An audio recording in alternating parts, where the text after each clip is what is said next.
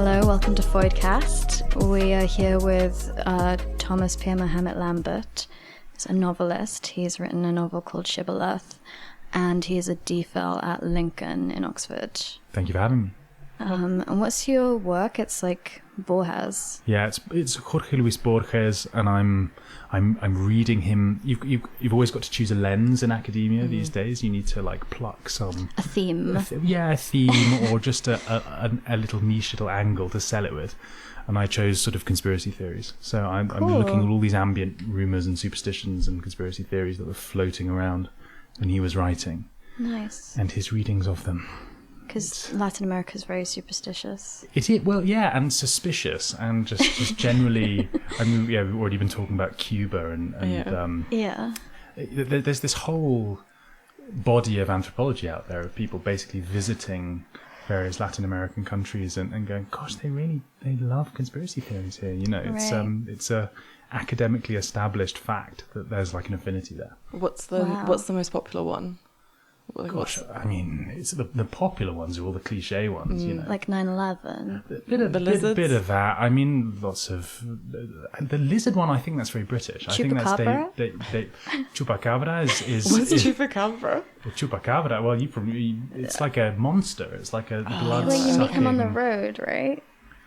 I suspect there are probably lots of different like local variations. I think it's from like Puerto Rico and like the Caribbean. Okay. Or Caribbean. I remember I've listened to your back catalogue and I know the pronunciation is Caribbean. Like, what is Caribbean? Is that what I say? Yeah. I also say Caribbean. Really? I feel like that seems more... I thought Caribbean was the British one. That's probably because I swapped it around my mind. But you're the literary scholar, yeah, so which one is it? Can... This is our first question. Yeah. Today I never know should what's be Welsh and what's... the classic. I have no idea. I barely know what the chupacabra is basically. But yeah. But the chupacabra it is actually interesting because it's like this. It starts off as this weird gothic monster thing, and it gradually gets all these layers added to it, and people start alleging that it was hatched in some hidden CIA base in the jungle, and that it has escaped from Guantanamo, and all this sort of gets folded into the sort of general like anti-US conspiratorial mode. Wow. That's not at all what I'm studying like at all. I'm just looking at all like... If the CIA is listening, it's not... I feel like every country has its own like chupacabra. Like in Eastern Europe, you have Baba Yaga. Is it Baba Yaga? Yeah, you have all the Yeah. little monsters, Bigfoot. We've got the Loch Ness. Dartmoor panther. What? The Dartmoor lion? Dartmoor big cat. There's also the Beast of Bodmin Moor. I feel like Dartmoor every cat. moor has its Maybe that's the one I'm thinking of, yeah. I think there was a Dartmoor one as well. Okay. But that's classic Daily Mail circa 2005. Like, we've spotted it again kind of lore.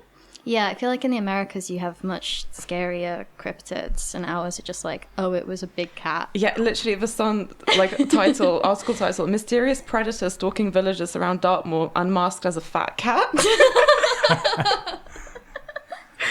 Stupid. It's pathetic. We're just so shit in this country, aren't we? You can't do anything. Yeah. We don't have any like predators. We don't Remember have any proper yetis. Yeah, we don't have any of those. So the novel. Nice segue there. That's great. Yeah, segues are my thing. So it came out this year, and it's a campus novel, a satire. We were debating whether it was a satire or farce, and maybe you can illuminate the distinction. People often ask me this, like, is it a satire? I mean, I don't know. It's just tremulously walking the line between different categories, isn't it? Yeah, well, I thought it was a farce to an extent because of like the because you farcical didn't get to situations. I mean, definitely in some ways it's like he gets into these like... It's actually not exaggerated at all. It's exactly how it is. I mean, you've been in Oxford. It's not as exaggerated as people think it is, I think. Especially like when we were like there as undergraduates or whatever. Yeah, so like when that. did you matriculate? I matriculated as an undergraduate in 2016. Right. Younger than me. Yeah, I'm a baby really. It's a real Zoomer podcast. But we were there at the same time. I realised, yeah. I sort of always identified as a millennial because I'm I think you're a zillennial, technically. technically. Yeah. That's a Which is why I'm horrible excited to thing. Is that what you are as well? Peace of Okay. So when were you there? So I matriculated 2014. Okay. But I took 5 years to do my degree. Oh, that's because actually, I was woke you. and mentally ill. That's like a tax, isn't it? Yeah. Just 2 works to Yeah, complete. so I suspended twice. An extra year to just have all those feelings. You know? Yeah. And then I did my master's 2019-2020. Okay. Okay. And then I'm a reject, so I'm a Oxford reject. So this was really triggering to read. She actually applied to Wadham, which is crazy. Really? Okay. I applied to Merton, they just sent me to Wadham because I looked like I did. Saw the nose ring. Yeah, 2 nose That's where you went piercings. wrong. You should have- yeah. I was really woke. I was like, I want to go to the most left wing college I could go to. It's crazy. I'm a sort of quite anti-Oxbridge supremacy these days, though. Like, it's funny, you write an Oxford novel, and everyone's like, a lot of the marketing is basically fetishistic in character. People It's like dark academia. yeah, or you know, or tending that way, and you just want to be like, read the thing. It's so mordantly against like so much in this, because you have like these like romantic descriptions of like the architecture and like the like outside the All Souls library and like leaning on that. It's just like as a reject it was very difficult. and then just people just saying the most ridiculous shit while they're perched in some picturesque location. That's the thing you talk about where people are not actually there to learn. I think Yusuf talks about it at one point, and he's saying that the point is not to work, it's to build your social status and get involved with all these other things. I sort of what did you guys think of Yusuf? Because I sort of I'm always interested in how people react. I loved him. I thought he was the best character. Yeah, I adore him as well. Guy. But sometimes people, it felt like you did. Like it felt like it was written with love. I should say Yusuf is the charismatic and quite like louche Muslim best friend of the main character, Edward. Right. Yes. Yeah. Should we talk about what the plot of the book is? Yeah. Do you want to summarize the? Sure, I'll go. Yeah, it's a sort of decline and fall, Evelyn Waugh kind of conceit, where there's this guy from a pretty like ordinary middle class, middle of the road background turns up at Oxford. He's going into his second year. And he's pretty ordinary and uncharismatic in almost every way, but the one thing he does have going for him is that he has a long dead grandparent from a place called Zanzibar, which is like the most exotic sounding, just That's glamorous. where Freddie Mercury was from. Yes, absolutely. Our only like famous person we can count on, really. But anyway, people, and he's there. I don't say when it is, but he's there circa 2017, I want to say, 2018, something like that. And it's the point in history where that parentage has like maximum transactional value. Right. Well, that was Makes sense. Because we were debating whether, because I thought up until the sort of Israel stuff happened, I thought it was like a time capsule of like maybe 2016, like around the time when we were there. Yeah. But then I was like, oh, maybe it's actually contemporary, and I just actually don't know what's going on with undergrads. Because it was written before October the 7th and everything. Right. It was just and don't want to give too much away, but there is a ratcheting up of tension in the Middle East in the third part of the book, and that sort of raises the stakes for everyone.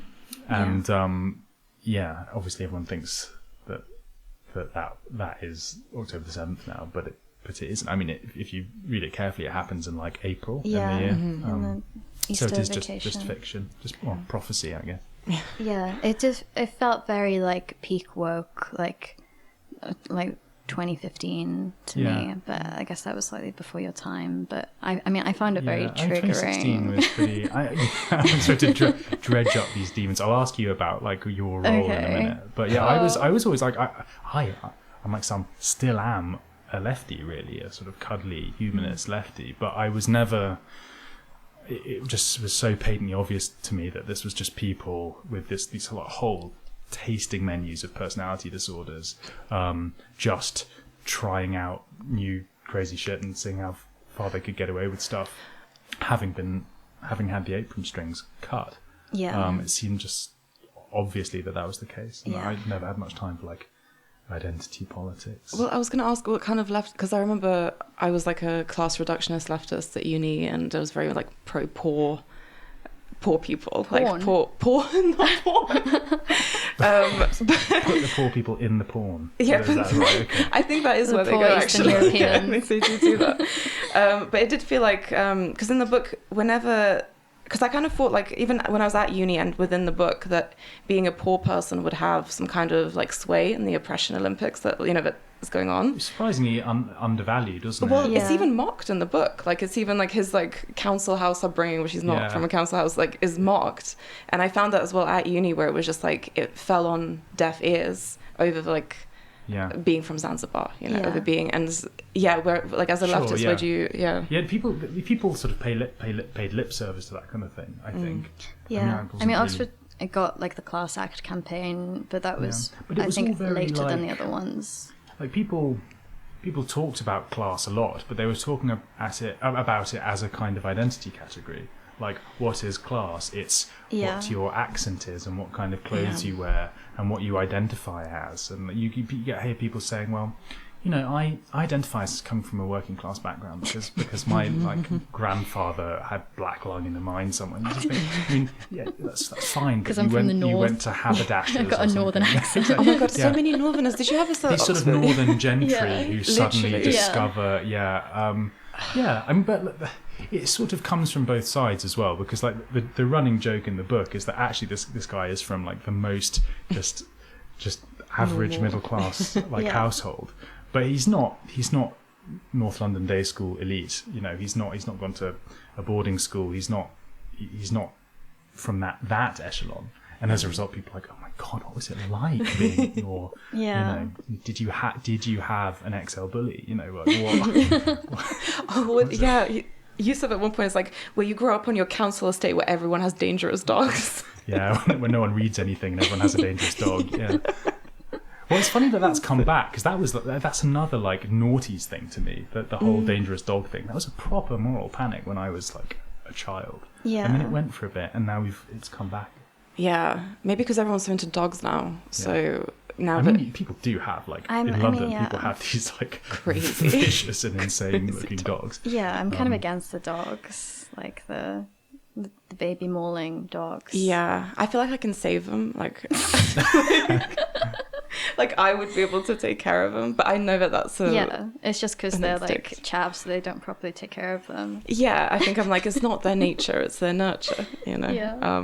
But I think that I mean, I remember doing a lot of like, I was very into my like working class identity when in first year, and then I was doing a lot of like intersectionality stuff. So it's like, because being working class changes the experience of disability, for instance. Which is such a working class sounding thing to say, actually.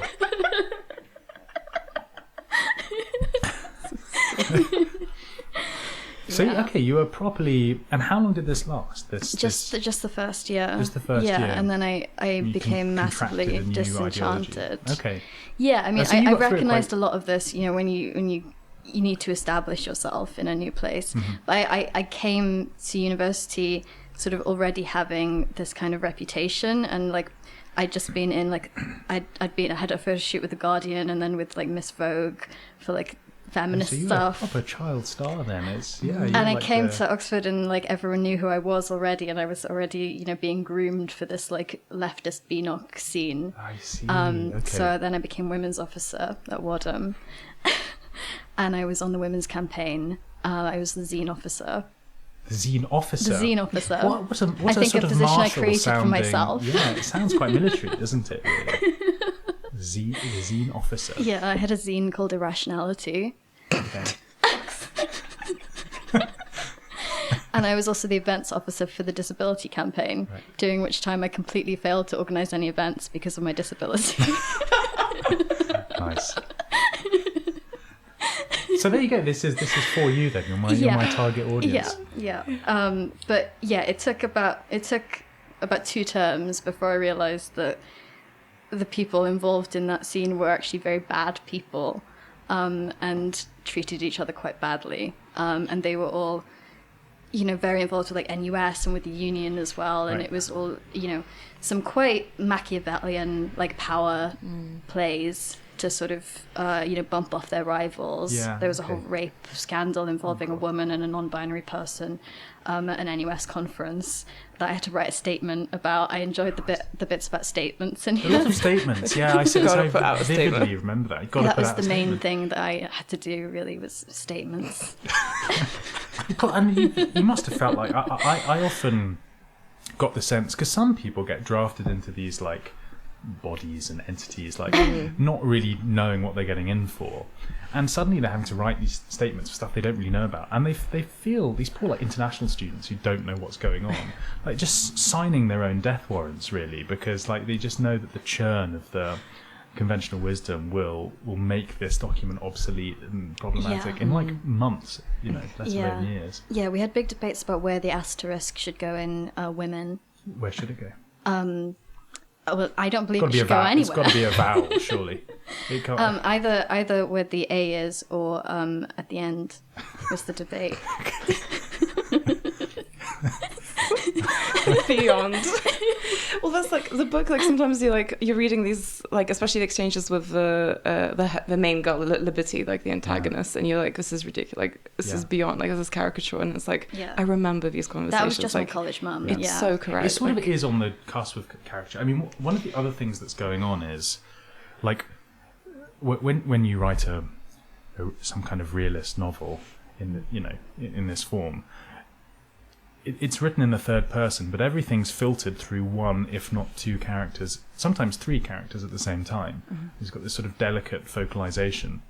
So you're never just seeing Liberty or Angelica or anyone as they see themselves. You're seeing them as Edward thinks they see themselves. Yeah. Sometimes you're seeing Liberty, Edward, like seeing Angelica seeing Liberty. There's this like double sense of sympathy that's going on. Because it feels like a lot of it is Edward's own caricatures of these people. Yeah, and it's then that how sort they of come falls across to away him, in exactly. the third part. That's what and I he like, starts to see them a bit more truthfully, or they sort of force him to see them, like when Angelica's sort of confronting him. And even Liberty, like there comes a point where she's like, I'm glad that white girls are finally envious, I'm still seen as a black woman despite all my achievements. And then the Yusuf thing that happens towards the end as well, where it's like each character just like gets taken down to the actual like human being that they are. That's very well done. It's really well done. Oh, I'm glad. Thank you. That's what I'm trying to do. And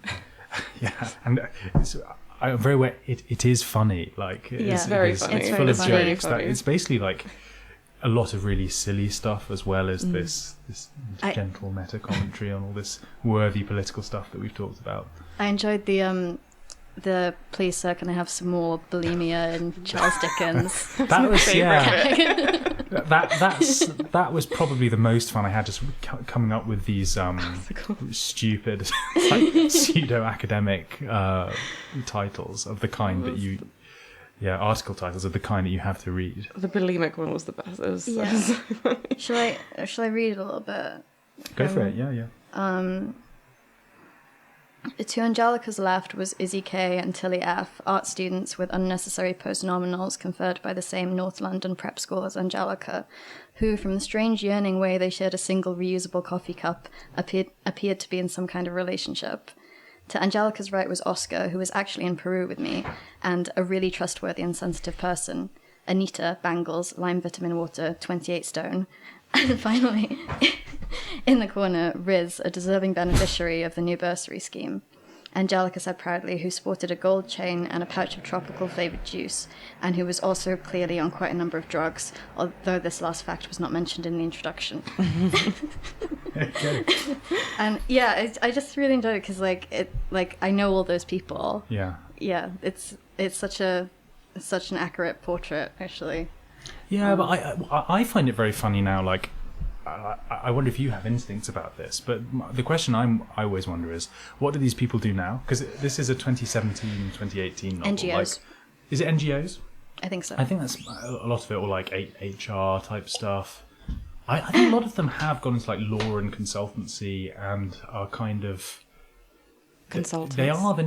There's this sort of late millennial like white collar stratum, and they're a bit lost now.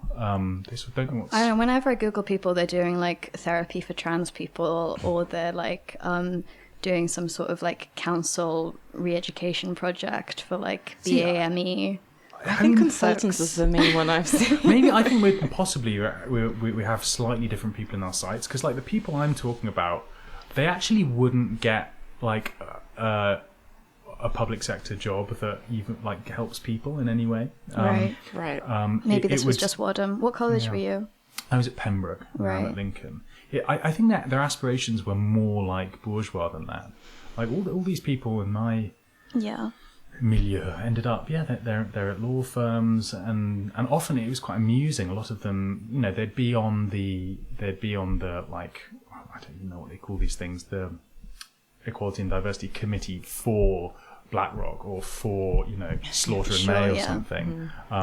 But they actually their right-on credentials really did end with graduation. Yeah. And that's also what I was trying to convey, that these are basically steely and mercenary people who are trying to get ahead. Yeah. I don't know, but it sounds like Wadham. Maybe Wadham was like.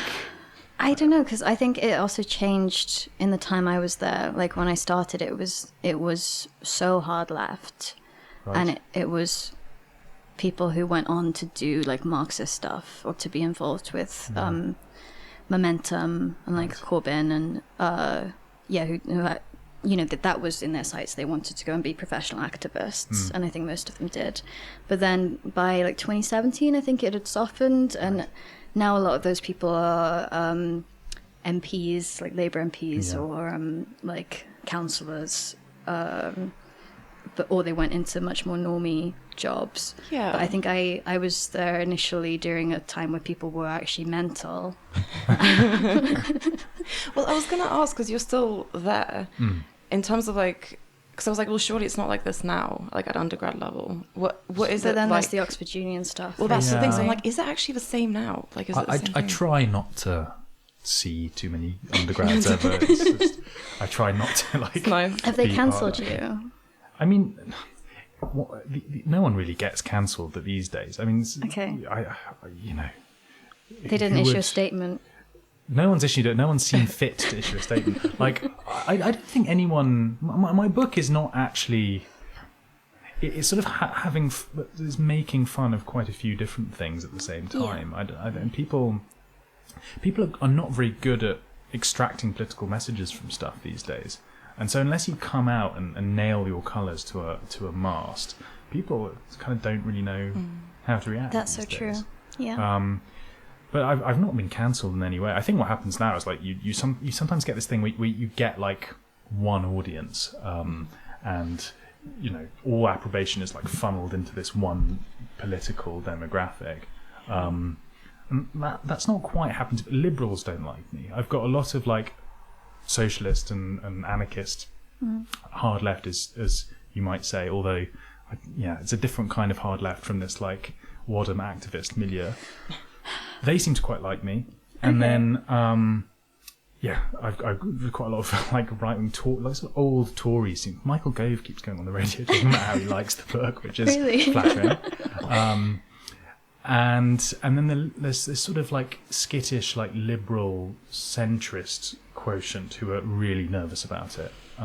Because they need to be told, like, because the book doesn't have a point, like a political point. They don't know. Or it has like a lot. I mean, if it has a political point, it's basically telling them that they are the problem. Yes, yeah. And that they're like, it's very like anti-bureaucratic. I think that's part of it. It's very against this sort of like irritating administrative class that seems to have. So the Longhouse. This is an interesting thing, right? I don't understand. Like, do you think bureaucracy is like innately feminine? Yeah. Do you think that? Yeah. Is it because like bureaucracies tend to? Because bureaucracies do find ways of castrating and taking men out of the gene pool. Like there are lots of eunuch bureaucracies and so forth. And I get that. There's the sort of non-masculine thing. But like, I don't know, when I try and extract an essence of womanhood, I don't know, I don't really get bureaucracy. Sure. You know, and this is my slight problem with the Longhouse thing.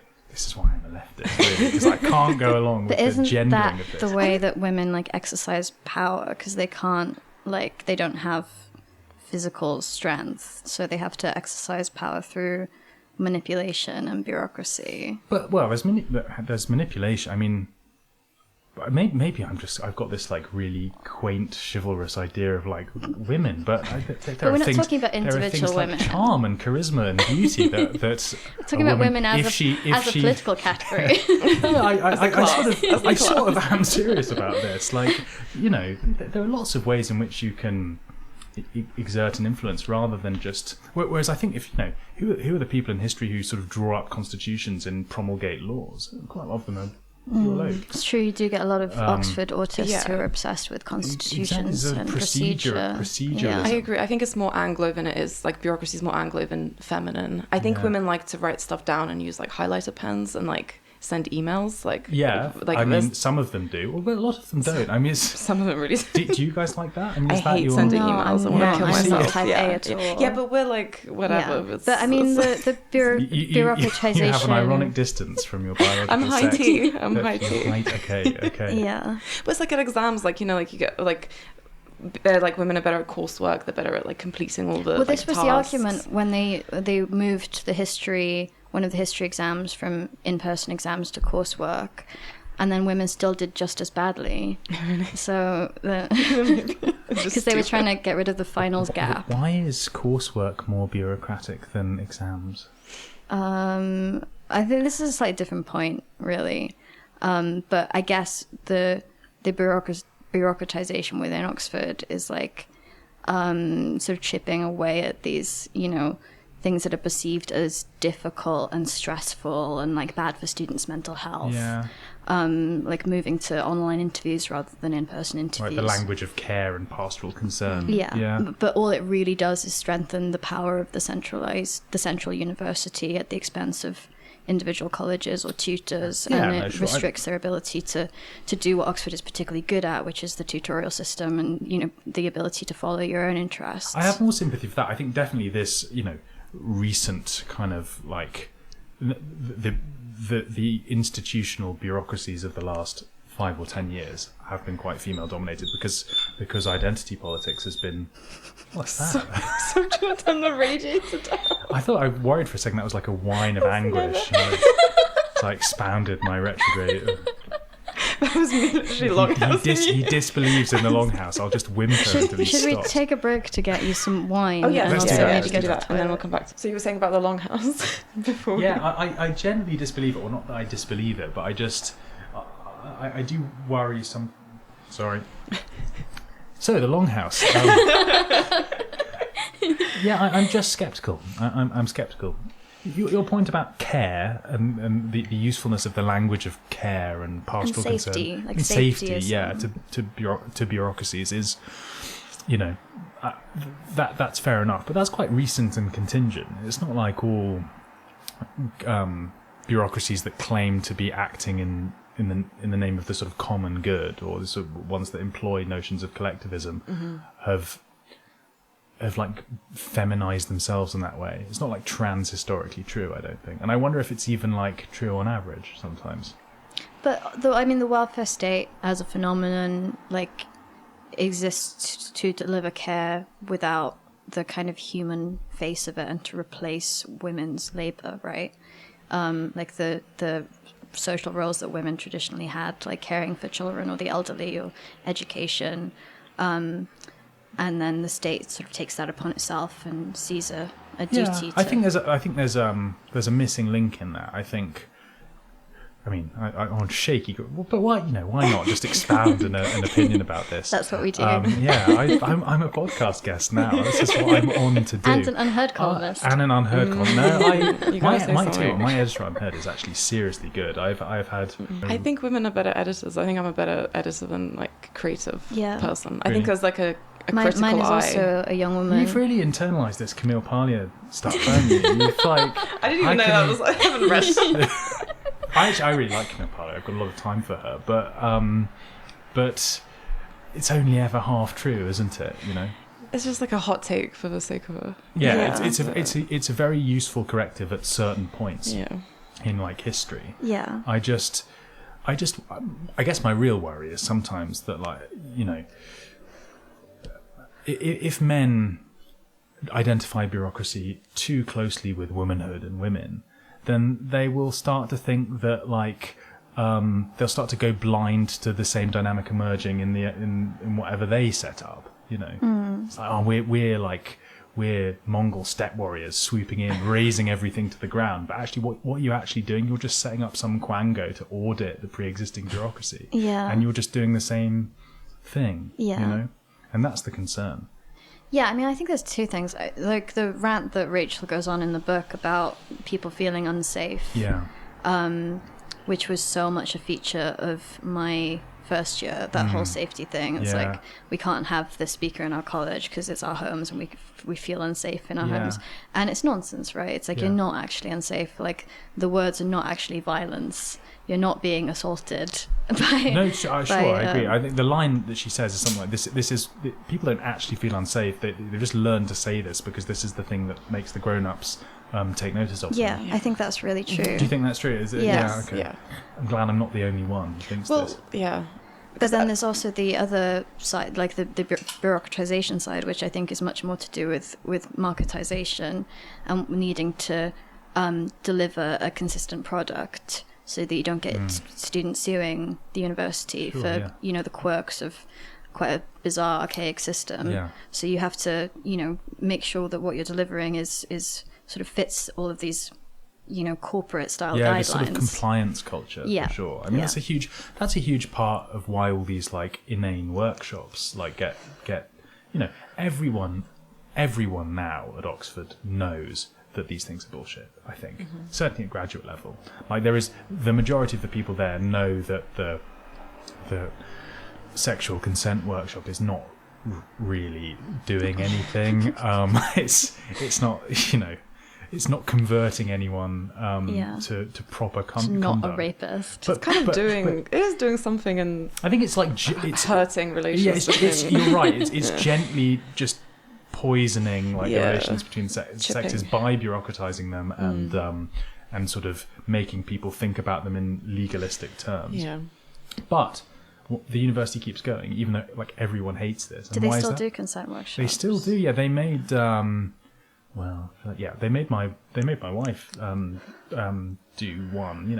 It's a married woman pushing 30. This is the third one of these things that she had to sit through. She started her doctorate, and they show little sign of abating. The only there are some colleges. There was one in Cambridge where the solution is that we're going to keep all the old gamut of workshops, but we're going to add a free speech, respecting free speech workshop as well, and that'll balance it out, and it just makes you want to throttle someone. It's just awful. Yeah. But that's the best we can hope for, sadly. And I mean, things like getting rid of in-person exams, like the fact that is that still happening? I wonder. I think most exams are even if they're in person, they're done on computers now, right? Really, I actually, again, I do not know anything about this institution that I've written a book about. I know a lot. The one thing I do know is that all the interviews are done online now. Yeah, which is really sad, because that's such a nice experience. Everyone hates it. The students hate it. The faculty hate it. But the one caste that does like it are the administrators, because there are fewer forms to fill in. You don't have to book rooms. Saves money. It's cheaper. Yeah. And also it makes it easier to deal with admissions on a central scale. Yeah, and you employ fewer physical people moving around interacting with people, and more pencil pushing, laptop people. And there is so much of that HR stuff in admissions. Yeah, sure. Needing to admit certain quotas of people. Totally, yeah. This is why I have a right-wing audience, I think, is because I'm drives me mad. Well, I was going to ask about your own identity. My identity, okay. Especially with your middle name, how much have you used your own, courses, Zanzibari heritage, to... Well, as I said earlier, it was interesting. I wrote this book at a time where if you wanted to write a character who was some kind of ethnic minority, you had to make damn sure you had the full ethnic credential, lived to go experience. along with it. Not even lived experience, just something in the alleles. Ancestral, your genetic experience. Some little strand of the chromosome, just that was authentic and qualified you. And I do have a grandfather, or did have a grandfather from Zanzibar. That's so exotic. Yeah, thank you. I know. But in many ways, and you know, I have a sort of like, I have some interest in the island of Zanzibar and Ismailism, the sort of sect of Islam that he in some ways identified with, although his relationship I gather was quite complicated with Islam. So I have this sort of academic interest. Do I feel a deep spiritual connection with either Zanzibar or Islam? I mean, not really. You do look very white. Yeah, I sometimes get like Italian. That's what I get. Now that I know Italian he's a quarter Zanzibar, I'm like, oh yeah, I can see. I get, and the other one, some people, I've had this about three or four times in the last few years. People will come up to me and ask me, like, are you a gypsy? And it's always the word, and that can feel quite threatening. It's like, what are you? I mean, like, it's clearly this is like an issue for you. Were you trying to like steal? But apparently, and it's always people like who ripping are the copper wire. it's always people who are pro and who are, but apparently there's something in my complexion that sort of is that as well. Yeah, I don't know. It's kind of like a Southern European, but like the blue eyes, blue are like eyes, very. Yeah, you look a bit like an Irish themselves. mobster I met once. Irish mobster, I'll take that. Yeah, mobster. Yeah. People say Irish as well. Yeah. But I'm told I'm too tall to be Irish. But I True. I don't know. They are tiny. You guys surely know a lot know about ethnic physiognomy than I do. This was It's just not interesting. my. It's the black Irish, the really tall, the dark hair. Yeah. And I thought it was like the book was like reading it from like I guess like the right wing side where now everyone's like doing their 23andMe and their genetic testing and like identifying with the 1% of Mongolian that someone might be. Yeah, which Angelica does in the book. Yeah, and it's like they're very similar and they're very like it's just the same like different side of the same coin essentially and prioritizing your identity. I guess I would argue it's not a bad thing to maybe not the 1%. It is just all autistic Myers-Briggs personality test, BuzzFeed quiz. What type of cheese are you like? Yeah, just shit, isn't it? I mean, not to. What type of ethnic minority? Yeah, exactly. It's like I discern like the existential void within myself. I know I can erect this like edifice of genes to identify with and to know myself. It can be fun though. It's fun, but it's teaching not people about history. You know, did you lean into it at any point? Like, did you use that to like pull girls or anything? So no, he says with that intonation. No, but I did have a few. I just really shouldn't. I feel like I'm dropping people in it, really. But I had a few encounters where it became clear that was of interest. Oh, really? So, like the person I was with, you know, and I just find that kind of thing incredibly funny. How hilarious! Like if someone. What were they like? What was like an Angelica type of yeah, okay. Like Angelica a bit less so, and it's certainly a few. There's a scene the first time the scene in this book that's most drawn from life is the first like sex scene between Edward and Angelica in chapter 5, and that's like it's not a documentary piece, but there are some dynamics there that I can't believe you've extracted this from me. Is this the one with the hairless chest?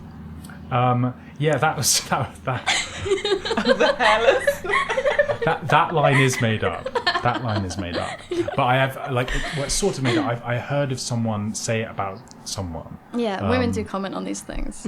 I'm told. Yeah, I'm glad. I've written women like well and sensitively. I thought you did. I thought that was another like pro of the book. I thought women were written quite well, and then female friendships. Not liking that word quite there. But. So well, they were written well. No, I'm joking. But also female friendships, so like that sort of aspirational female friendship, like between Liberty and Angelica, that was like mostly adversarial, but there was actually like an element of care, I think, to it. Sorry, Virgin Wines just messaged me. So I thought that was really done really well, especially at the end when she kind of has a go at him for being passive and for being, saying like you were in this relationship as well. And I thought that was really well done because that is a sort of female there's a desire, there's like you sort of a tendency to dominate a relationship with a man, but what you really want is like to sort of for him to step up, like to sort of be part of it, and he is a part of it, and that's the kind of issue in the book, is that he is like a coward. He is. Yeah, he's a total coward. My main character is the character I like least in the book, actually. Yeah. He's completely irredeemable, I think. He's weak, no charisma, just a very like little go. I'm really selling the book, but he's like 19, 20. Exactly. Well, I think that's what a lot of 19, 20-year-old guys are like. Yeah. Certainly the vast parts of myself in him and that. You're very like. I almost feel sometimes that my consciousness, when I was 18, I was not actually perceiving the world in the same way. I didn't have this armature of like your brain's experience not fully and I mean, and now I'm totally seasoned and But I do think there was just the dimmer switch had been turned down on my perceptions until I was, and I even pretty like cognitively quite late bloomer, I think, because I didn't feel like me till 22, 21, 22, 23. Kind of after uni, and that comes across in the book where he's like, he keeps like bumping into these people, and they're like, "Well, you must know." He's like, "I don't know. I really don't know." And I feel, and I had that as well with going to uni with also a lot of North London private school people who just seem to know, and they're like, "I don't know. I don't even know what I don't know." Yeah. To this, like, so you do feel. I think there is a lot of sympathy for him, and like as sort of cowardly and passive and whatever as he is, you still have that like soft spot for him because he's 19. Like you do. You're too kind to him. You're too indulgent, I think. You do punish him a bit. Quite right. Yeah. I punish them all, really, I think. Yeah. I don't know. It was interesting, like towards the end when Angelica's like, she says, I've been reading a lot about Judaism and it's about what you profess rather than what you, and then you sort of realize the whole book you've read has been this like Judaic, like sort of professing what you're, what you believe without actually believing. There were loads of clues in the book, but absolutely no one like picks it up. It's one of those things. It's for the, And you even put a bit of Christianity at the end explicitly with when the church. When oh fuck it, I'm giving it all away now. But right at the end, when Edward heeds Yusuf's advice, what does Yusuf say? He says, "That's the spirit." It's all like there are lots of little like clues and lines. Yeah. And it does have, like, I wanted it to have this theological thread running through it, because it is a book that's in many ways about religion.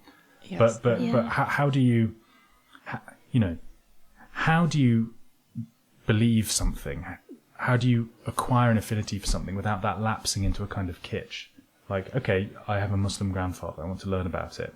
How do I approach this without just falling into like, oh my gosh, like I'm actually really interested in like Islam and Muslims and this kind of really kind of cringe-inducing thing. And a war in the Middle East really helps. Like the thing that you said about reinvigorating. Possibly, or I don't know, or does it? I mean, or does it for Jews and for Muslims? I think that's what you were saying in terms of reanimating and in terms of like it reanimates something, yeah. But whether it brings them closer to their faiths, I don't know, or whether it induces them to like weaponize their faiths in some terrestrial and sublunary conflict.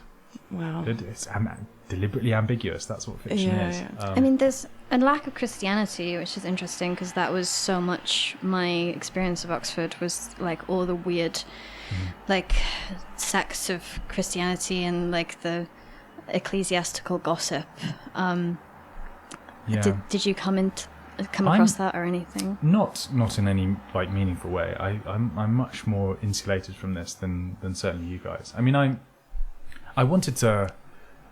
There is this strand. So there's a Palestinian character Saeed, and the kind of almost joke really is that he keeps getting held up as this paragon, like this, this Muslim guy who we should defer to, and no one sort of ever thinks to ask him what his religion is, and at the end it turns out he's actually a Christian. Yeah. But sort of no one, despite using him in their arguments, no one's asked.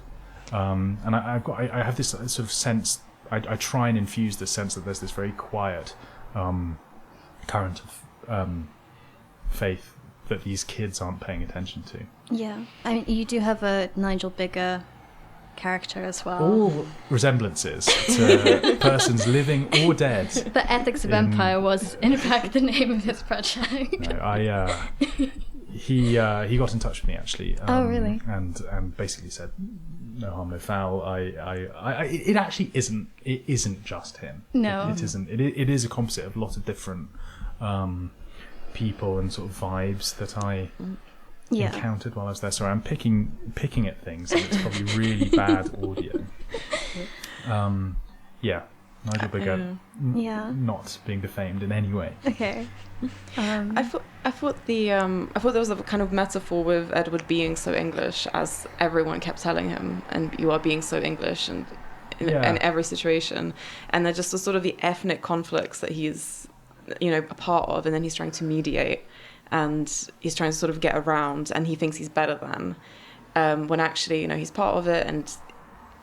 It did feel like I was like, is this like a metaphor for England, for the way that like Britain is as it is now, with a sort of, the state kind of mediating all these ethnic conflicts we have, literally about those ones, like Israel, Palestine, like what's going on now. I'm playing with some of that stuff a little bit. I mean, when I wrote this, it's hard to remember now, but like, no one was really talking about England or in the media. It wasn't the E word wasn't really like uttered. That's remarkably recent, that it sort of shot to prominence in the discourse.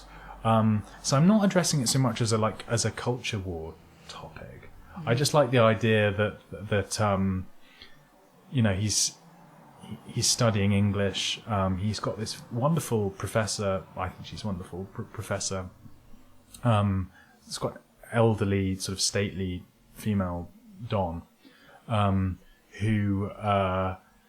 Is teaching him Shakespeare, and he manages, and he's gone to Oxford wanting to study this stuff, and he manages to fall out of love with it for a bit, because he's so enchanted by what other people tell him he is. Yeah. I think we all have done that from time to time. Yeah. I like the bit where she says to him, that's what the canon is there for. It means you can always come back to it when you're ready.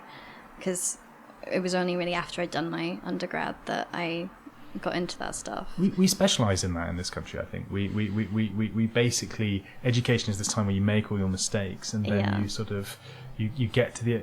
I don't think other countries have it in quite the same way, where you get to the end of your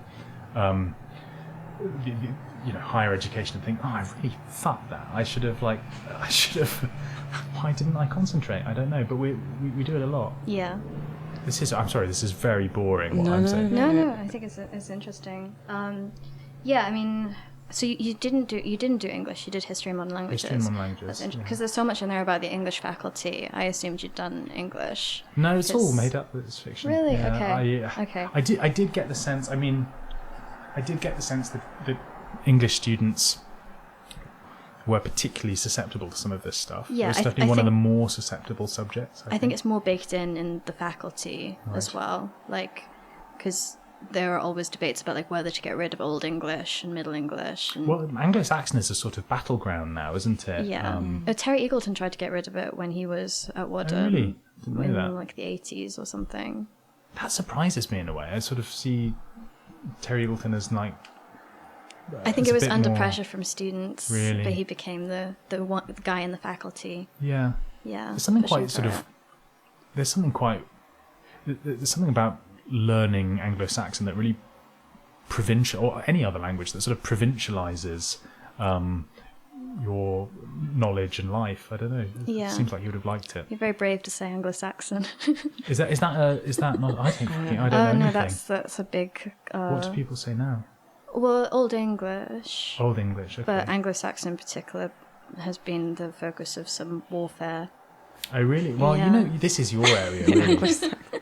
So I was wondering what I'd get cancelled for, and apparently it's using the term Anglo-Saxon. Because I thought, Cambridge, they did a degree called Anglo-Saxon, Norse and Celtic, and I thought these were reasonably current. No, because they changed the journal Anglo-Saxon England to early medieval England and its neighbours. Is this not sort of Saxon erasure to get rid of this? I mean, yeah. Before you even get onto the jutes, Yeah, I'm always thinking about the jutes. I'm sure you are. Yeah. Whenever I get to Kent, I'm like, there's too many jutes. This was your area, wasn't it? It was Bede and that kind of stuff. Yeah. It still is, sort of, isn't it? Yeah, I do miss it a bit. Where do you stand on the Old English wars then? What do you? I think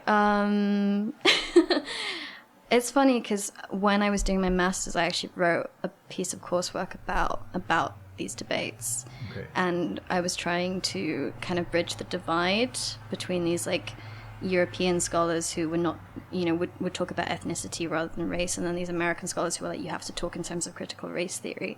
And I was like, if only you could get them to talk to each other, then it would be okay. And I think since I've realized that actually that's not possible, because they are just there is actually a difference of opinion that can't be bridged through use of language. And interesting, okay. Because my instinct with all these things is that like 90% of the culture war is just like inane semantic sort of quibbling. Yeah, this was my feeling, but I've shifted somewhat. Really? Okay. Yeah.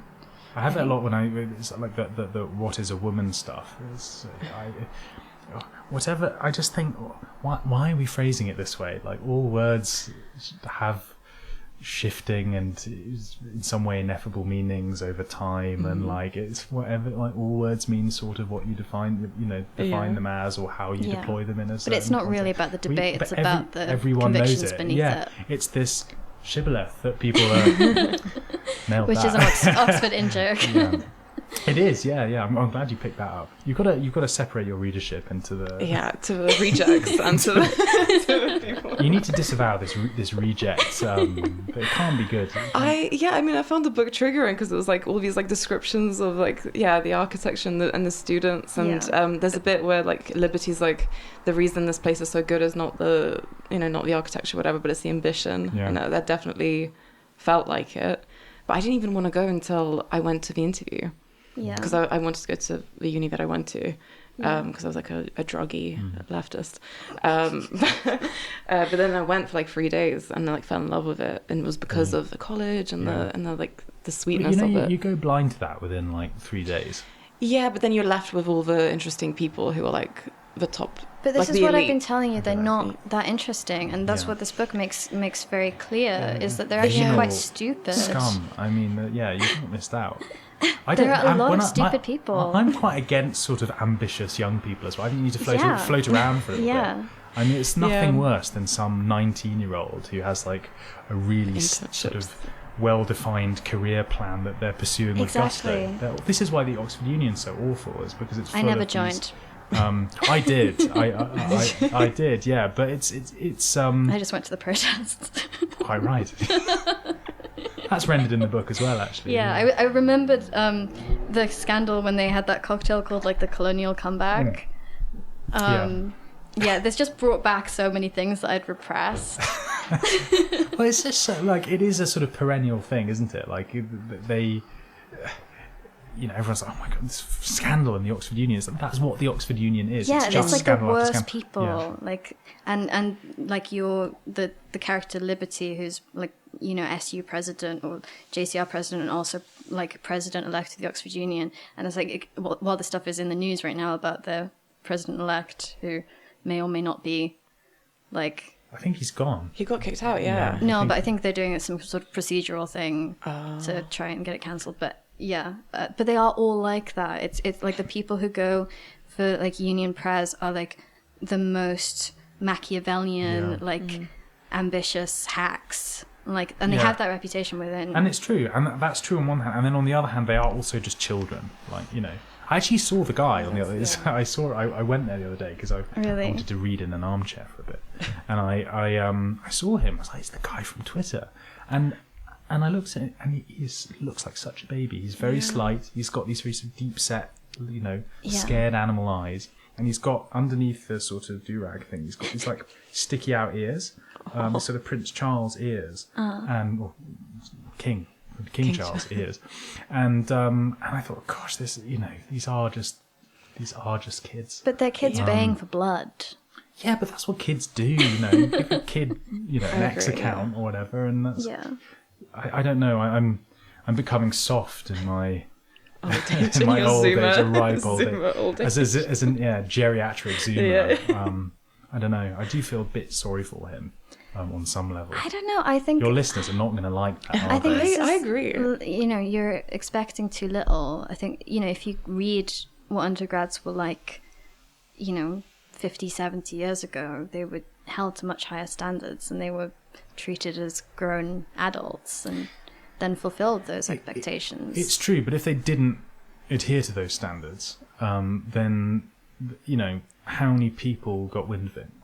50, 100, 300? Not thousands, not millions. And there is this ability, these things just proliferate now in a way that I don't think they used to. But I know what you mean. I mean, yeah, they feel very, very young. I do interviews. I did interviews last year, and I'm going to do them again this year. And I'm struck by how sort of stunted, for want of a better word, like a lot of these 18-year-olds are. You know, they're getting younger and younger in the way they present. And now there are sort of remedial writing classes for first years because they can't put a sentence together. Yeah, I mean, some of it's like slightly exaggerated, and the top end is still really good actually, but the bottom end is getting worse and worse and worse. I do think it does select, like, not to bring it back to my rejection, but in my interviews I had very harsh interviewers, and they were very, like, they got onto one bad point and they were like, that's it. I think because, like, was poor, that's the thing, because I had such a chip on my shoulder for being poor, and just because our situation was poor, so I was like, I don't want to be in this situation. So that was like my one thing, and only like as I got older and stabilized, I was like, oh, it isn't, obviously it's not the only thing, and like as long as you have some money, you don't need more money. But like with those interviews, when I look back now, I'm like, that was an 18-year-old girl that was like pretty nervous and pretty scared and was like in this institution. She was just getting like brutally by like these like 60-year-old men. Like, you know, you just like kind of look, and then you think, well, who does it select for? It selects for people who are more aggressive and are more, you know, maybe antisocial in some way, or more just bold, I guess. I mean, I did better in my second interview, the Warden one, because like by that point I didn't want to be there. I was already like calling my mum being like, I want to go home, because I hated the other students there so much, and I was like, they're all smarter than me, because they were doing that like intellectual peacocking thing, which you describe very well in the book, where, you know, people just drop all these hints, they know about all these things, and for the longest time I just thought that meant they knew more than me. And then I was like really surprised that I would do well, because I seemed to know so much less than anyone else, but they were all just putting it on. And then I think by the time I got to the interview, I was like, I'm just going to say whatever I think and stop worrying about it. And it went okay. Yeah. Well, that was a good bit in the book with the diversitous sort of looming corporate entity that just sort of has its tentacles in every... There was one review that said that was a bit implausible. That was toned down. That's what the Wardenites went to do. Like, that's the work for NGOs, and then get recruited back. I did one a couple of years ago where it was run by this person called Bob. Bob, I think, may have been born a woman. And, like, that's fine, you know. And chose the name Bob. Stocky, blue hair, you know, just the real sort of ideal platonic form. Workshop coordinator. And Bob did this thing where... Bob was awful. The first 15 minutes of this was Bob, like, putting up on the screen various, like, really niche, like, legal definitions of various form of sex crime. And then Bob says, right, we've done this, and now I hope you've all learned something, and now what I'd like to do is I would like you to get into pairs. You know, one male identifying person, one female one male and one non-male identifying person. And the exercise was that the female identifying person had to talk basically we had to have a conversation in inverted commas but the man wasn't allowed to speak, and this poor girl I was with, I mean, she must have, you know, it was the master's year, so she was probably only about, you know, she wasn't from the UK, I can't remember where she was from. It's like, what is this? Having to like struggle through a minute uninterrupted monologue in her like second or third language, and I'm desperately wanting to just like rescue her, and I have, you know, because Bob's wagging their finger in the background, and I just think this is torture. Like, what is going on? You know, it really is like the novel, like or was like the novel. It was mad. Yeah. I like the stuff in the novel about the international students just looking like their faces are just different, which is so true. Like, they just kind of look not dumb, but kind of like Like they're just looking out and they're just like just rabbit in the deer in the headlights. Like they have no clue what's going on and they're just trapped in this. Well, this stuff is one of the things I'm trying to get across is this stuff isn't really even an ideology. I mean, in ideologies, people like actually care about things and they sort of try and there's a sort of certain factionalism. I think maybe in Wadham it was like that, right? But at the level of like the institution, it's more like an etiquette or like a set of manners or a social code.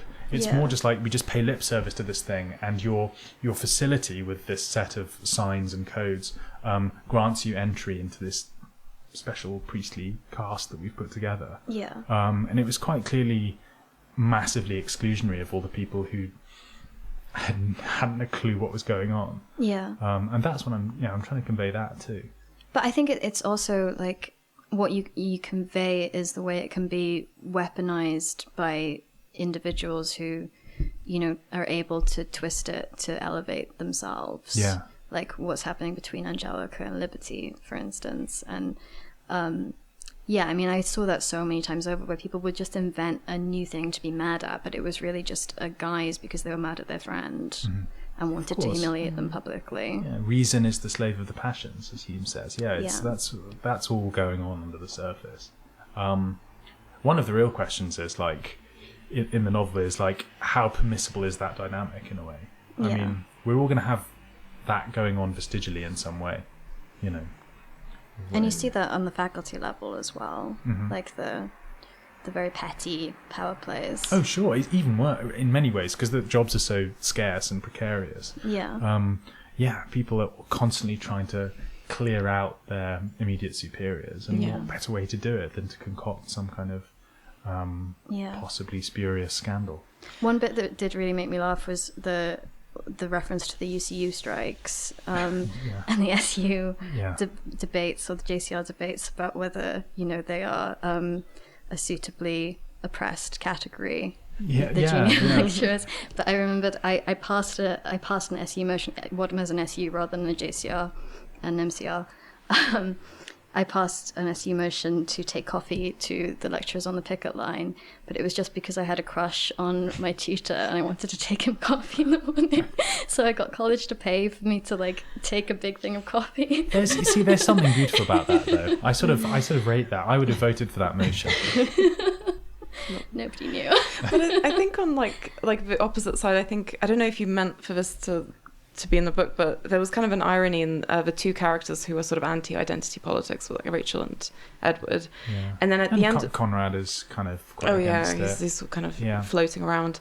But I feel like by the end of the book, when she debates doing, I don't know if how much I should say, doing that speech, it's almost like the argument comes down to, he kind of thought that she was like anti-identity, she was anti doing all this stuff, but actually her identity is what led her to they've not do that. No one's got it all figured out in the novel, and everyone shifts you know, in ways that are not quite rational sometimes, and I think she does too. That's all deliberate. And I think the irony also of Edward being so English, like I thought that was in every way. I mean, that's the conceit, isn't it? That's where the comedy comes from. You have a bit where you say this, talking about Edward, this was what he wanted to write about. He decided this feeling of rejecting categories and yet somehow needing them, of chafing against the very thing that holds you up. Was that something you felt? Something I still think is interesting. Yeah. I mean, I was because it's not just an outright rejection of identity politics. No, you can't. I mean, it depends what you mean by identity. You can outright reject identity politics insofar as identity politics is like a specific set of institutional dynamics, but it's very hard to reject the language of identity completely insofar as it's very hard to construe yourself as not governed by any category. There are ways to avoid over-identifying with categories, for sure. My wife is a Sartre scholar, and I was thinking a lot when I wrote this about Sartre's idea of bad faith. You know, this condition that we all get into, where we've massively over-identified with a certain social role or self-image, an image of ourselves, in a way that makes everything we do completely inauthentic, and we sort of quiver with like over sincerity in everything we do. they're all doing that in the novel. I mean, Yeah. have you ever? I don't know if he's on the like right-wing e-girl canon or whether he's like What's that? Sartre. Yeah. I read him when I was like 17. Did you I ever was come? very Did you into ever him come across then. these beautiful descriptions of like the famous one is like the waiter in the cafe. The waiter, he's sitting in the Café de Flore or something, and he's watching this waiter. And at first glance, the waiter seems completely in his element, like he's just on, he's just completely awesome. He's every movement is totally poised. He's pouring the tea fantastically, whatever. But then the more Sartre looks, the more he realizes that actually, it's not that he's really good at being a waiter; it's that he's like really into being a waiter. And he's like, actually, he's playing the role of the waiter, and suddenly he becomes, having seemed really competent, he now seems ridiculous, and like he's the sort of phenomenology of it completely changes. Yeah, that's how all the French seem to me. All the French, well, yeah, and They're just playing the role of being French. Yeah, but I think they get a bit of leeway because they're French in a way. We passed a guy the other day, and he just got out of his car and then he brought out this baguette and just broke it. Love it. They do. They love being French. Like they will. Yeah, no, They'll get their little absolutely. baguettes, their And then there was cheeses. one with you like would, one of the wouldn't you? I stripy mean- shirts I would, yeah, and, if I like was and the French. little hat and the baguette and the mustache, and I was like, surely not. But you were in La Just France soy jacket. profonde, weren't you? You were up in the sticks. I mean, I'm a huge Francophile, so I will tolerate that. The French philosopher, the paedophile stuff is just quite Sartre quite was out a there. paedophile. Was he in that petition for He the? and Yeah, Simone de yes. Beauvoir did groom some students, but were they actually underage? I don't No, think they were very young. It was like though. they were They like were her students. yeah. Did it he was sign sort that of- petition though for the age think of so, consent? yeah. Yeah. That was a big 60s thing for sure, Okay. yeah. Yeah. It was in the air at the time, yeah. And then something like Foucault did have lots of trips to North Africa, and Yeah. I think they were Yeah. reading a lot of Gide, like André Gide. Have you ever read any no. Gide?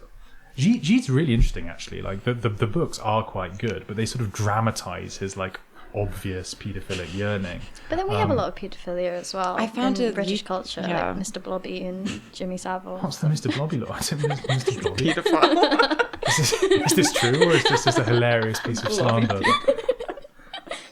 That's really good. It's Like that- Blobby World is a... It's a Blob- paedophile. Blobby World It's an grooming. island. It's Blobby Island. That's like our pizza restaurant. Oh, I love it. Scariest island you've ever seen. I love to see his temple. Yeah. I don't know what to do about paedophile stuff because I found a YouTube channel yesterday. Oh that was God. All right, paedophile. okay. It was because I was like going down a Charlotte Church rabbit hole because of Celebrity Traitors. And like she started really young. Yeah. And, she went out with my friend. She's hot as hell, actually. She's even like anyway. So there was like a clip of her, and then it was the channel was called like Girl Child Stars from TV and Film. Yeah. Then I went on the channel, has 25,000 subscribers, and it's just little girls in like going from famous to like adverts in random videos, and they're like age 6, age 7, and it's like loads of them. Like, and some of them have like 400,000, a million views on some of them. And I was like, what do I do with this? Because I can't report it. It's technically content, but is just content. But what shall I do with a paedophile channel? Do you want to tell me? Because you can't report it. Yeah. Yeah, it's creepy as That's anything. tricky. Yeah. Or I find a paedophile. I mean, That's on the maybe pile. That last few minutes. There was a proud tradition in Oxford of, male tutors grooming their male students. Well, that's alluded to in the book. I mean, that- Conrad talks about Right. the slight Okay. double standard. Wadham seems to be a bit of an epicenter of of course. this, it must Well, be said. Wadham had Maurice Bowrer, and there's a statue of him in the garden, which is shaped like a chair because of his habit of having students sit on his lap in tutorials, which he only held after dinner once everyone had a bit of sherry. God. report. I believe this still goes on. You know, there was one professor who was demoted to the role of gardener, I believe. Gardener? Within the college. Gardener? Yeah. Why did they keep him in the college? Because you can't get rid of an emeritus professor. It's a gardener. An esteemed fellow. Emeritus gardener, yeah. How bizarre. Doesn't take away the issue. It's still there. Yeah, but I quite like that tradition, really. I think there's a massive, like, one should be a bit careful about, like, some tutors had a relationship with a graduate student or something with, like, Foucault going to North Africa and... Indeed. Yeah. In general, like, I do think, and this is not to defend, like, it's not a very good pedagogical move to, like, start relationships with your students. But we've got, as a society, really, really puritanical about even things like, I was talking to a friend, or an acquaintance, who was stressing over the fact that they worked for this organisation that had a sort of no workplace relationships policy, and then they'd had some little liaison with Safetyism. And you just think, who fucking cares about this? Is this Longhouse? This is the Longhouse. Explain why this is the Longhouse. So I thought the den mother, she sort of enforces a kind of polymorphous sort of sharing of, like, all, it's not restrictive, it's sort of the opposite of that, isn't it? Well, there's two things going on. Pansexual First, it's like space. female intersexual competition, because these rules are enforced by middle-aged women who are jealous of younger women. In the Longhouse as well, or is there, like, so don't get me wrong, I think there's... The Longhouse isn't all women, it's particularly the middle-aged woman. Yeah, the den mother. Yeah. I'm familiar I with don't know if it's the den mother, I don't think that's the right idea. I feel like he's read more about the Longhouse than I have. I feel like I didn't know like this. half an article and then got bored. I mean, I just got a tweet. I'm like, oh yeah, I'll get that. I'm quite interested in, like, the Wendat, the sort of, like, Plains Native Americans. I think it's the woman who's past childbearing age and has Right. therefore, like, lost her social role or has never had children, and so needs to create a social role based on bureaucracy rather than genetic links. Sublimating some kind of, like, family impulse into a procedure. Yeah, yeah.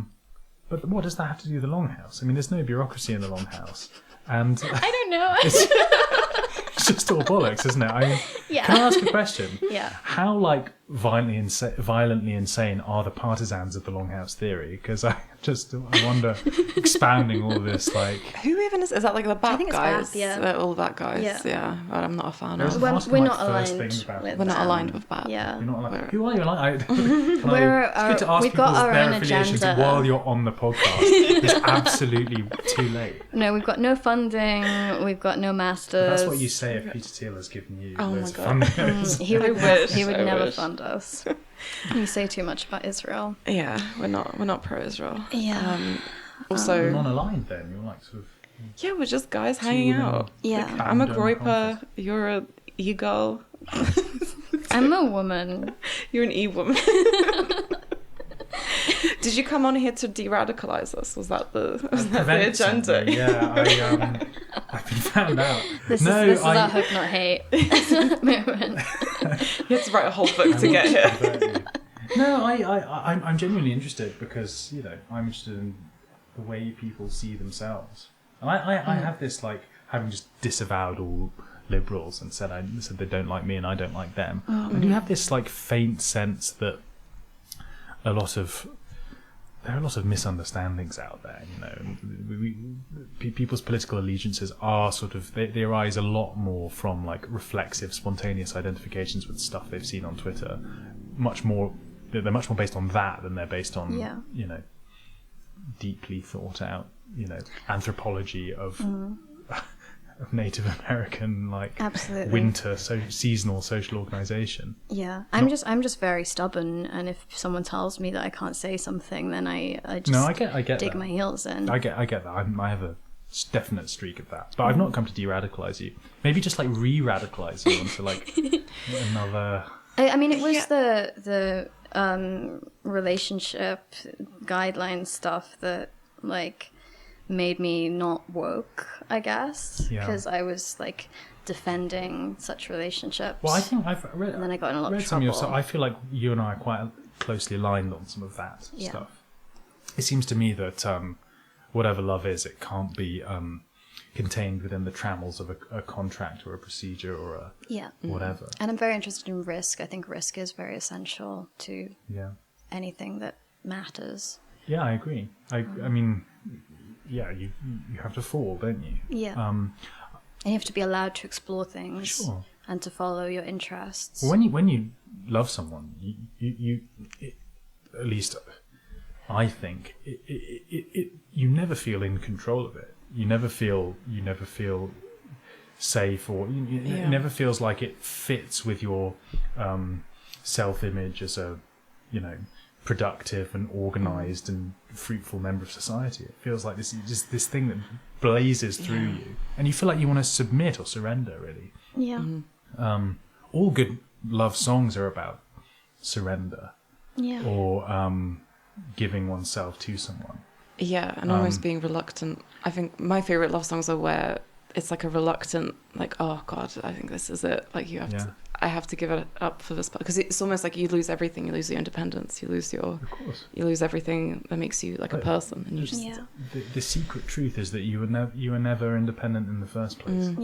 It's just a myth. It's a piece of marketing. And like the way people talk about relationships as if, it has to be perfectly balanced. You have to be within 2 years age difference. You have to come from the same background. There can't be any power differential. It's like, it just takes all the fun out of it. I think it's very sad that, like, I get the sense that a lot of women of your generation were made to feel like they had to choose, in a way, between feminism and love, or, between this sort of self-aggrandizing tendency that this sort of girl boss ethos and the self and the sort of submission that love entails. I mean, it's a sad little choice that you have to make, really. Self-respect and love, pick one. It's an insane worldview. And I mean, I got in a lot of trouble for liking men and not being a lesbian as well. Oh really? Was that because of what? Christ. See, I didn't get the sense that I'm sort of academically interested in, like, that sort of Dworkin, McKinnon political lesbianism. I love moment. that. I love that stuff. As a lesbian. As a married lesbian.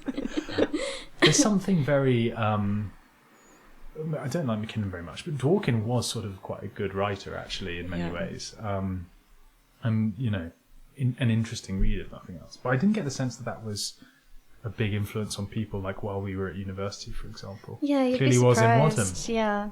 Well, it was more like the idea that your preferences were, had to be submitted to political oversight.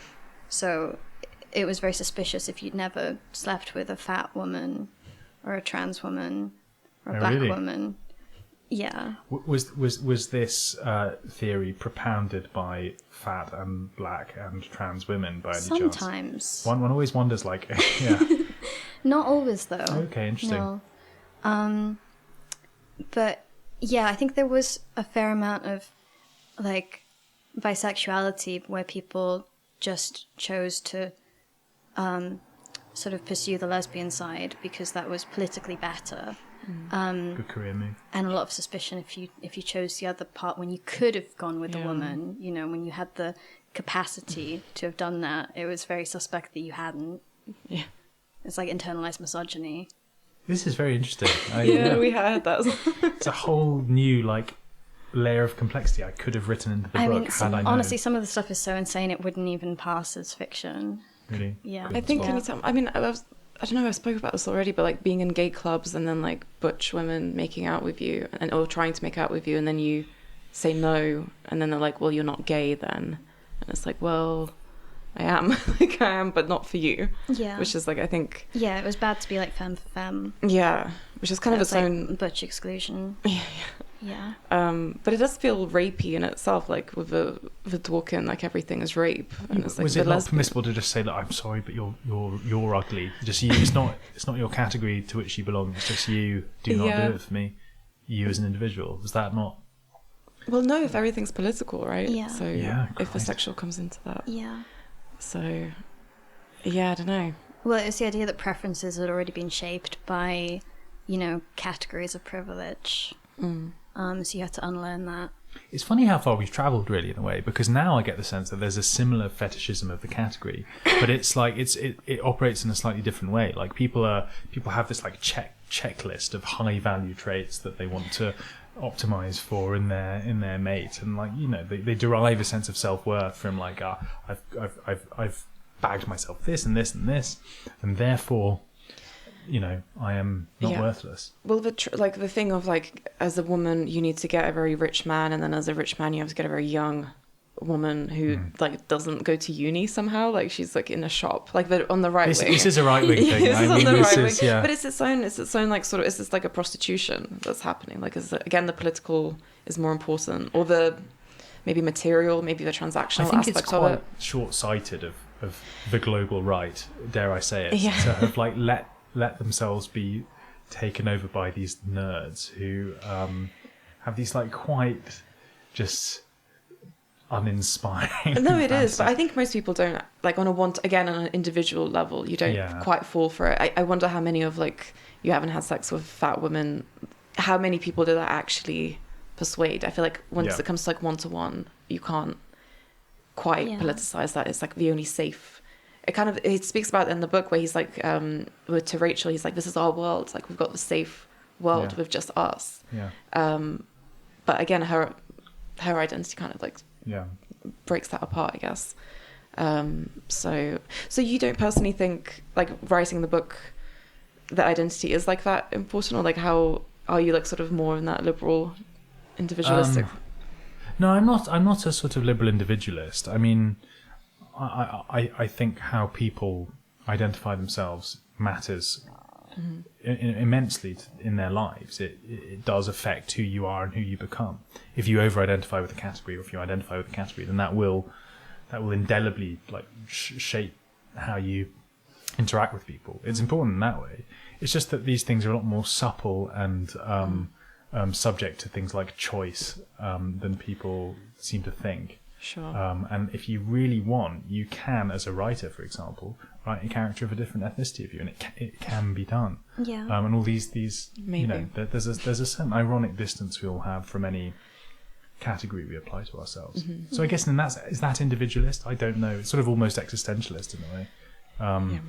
But I think like this reluctance or like fear to write about things beyond your own lived experience or beyond the things that your identity entitles you to write about is part of the reason we have such boring literature. Totally, yeah, I totally and that everyone agree. writes about being a writer, People like are living very in a big city. scared of fiction right now. Yeah. I mean, I'm slightly guilty of it, and I've not written a novel that is about something really wacky and out there that I've not lived. But you're quite brave to write a campus novel. I mean, there aren't that many.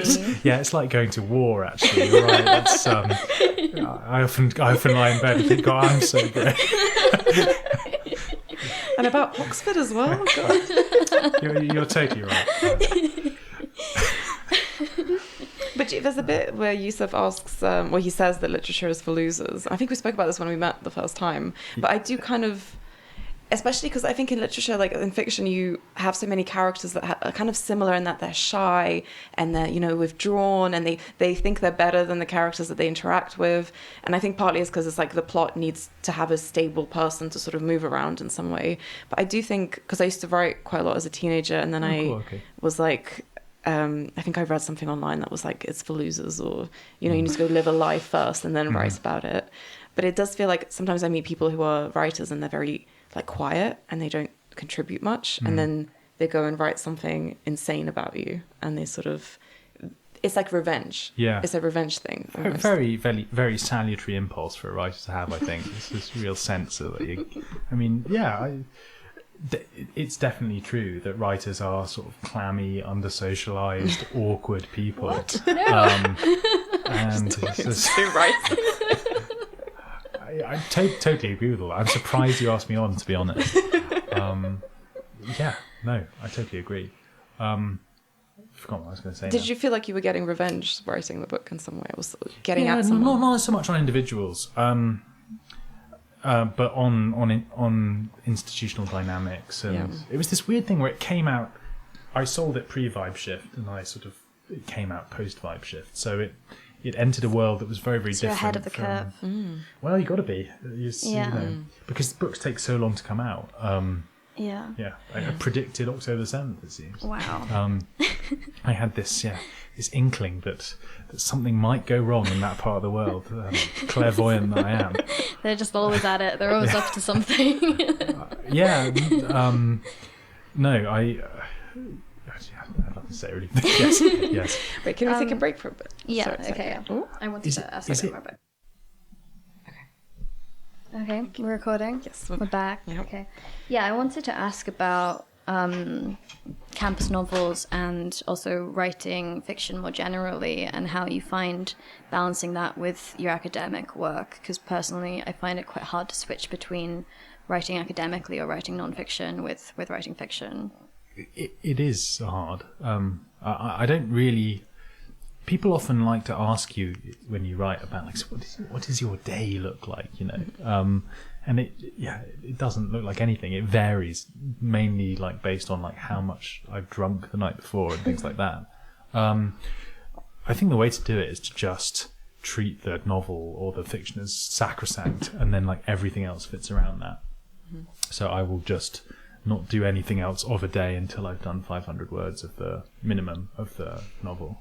Right. And that's the way to keep it going. That's good. I should try that. Yeah, that's quite disciplined. Yeah. I think. Yeah, and it's every day as well. I mean, I don't always do this. Like I got Stephen King. I don't always do this, but I'm doing it now because I've fallen behind.